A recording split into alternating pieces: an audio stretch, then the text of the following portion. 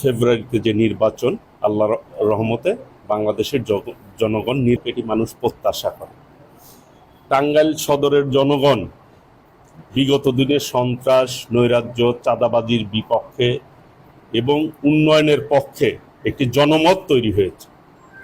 মানুষ মনে করে আগামী দিনে দেশনায়ক তারেক রহমানের নেতৃত্বে এই দেশে একটি গণতন্ত্র প্রতিষ্ঠিত হবে, যেই গণতন্ত্র হবে সাম্যের গণতন্ত্র, সহমর্মিতার গণতন্ত্র।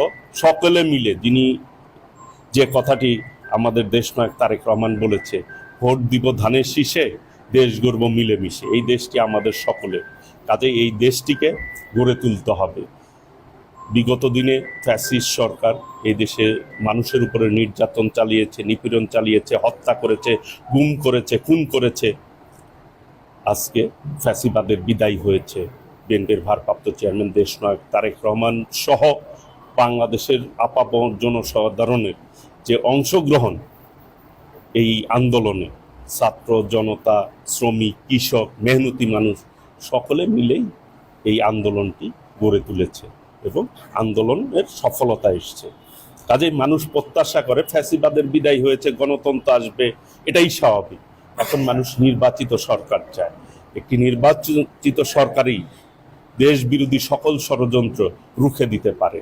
কাজেই আগামী নির্বাচনের জন্য সদরবাসী প্রস্তুত রয়েছে ধানের শীষে। পেশ না হওয়া পর্যন্ত তো এই বিষয়ে আমার মন্তব্য করা ঠিক হবে না।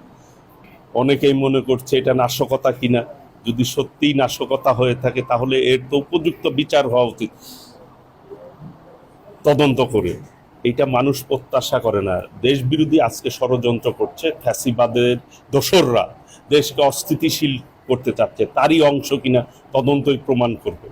মানুষ তো মনে করে, এক একজনের পারসেপশন, মানুষের একটা পারসেপশন রয়েছে, যেটি আপনি প্রশ্ন করেছেন।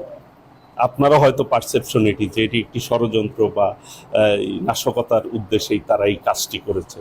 ইতিমধ্যেই ঘোষণা দিয়েছে ইনশাল্লাহ দ্রুততম সময়ের মধ্যে বাংলাদেশে উপস্থিত হবে এবং দেশের সম্মুখ ভাগে থেকে নেতৃত্ব দিবে।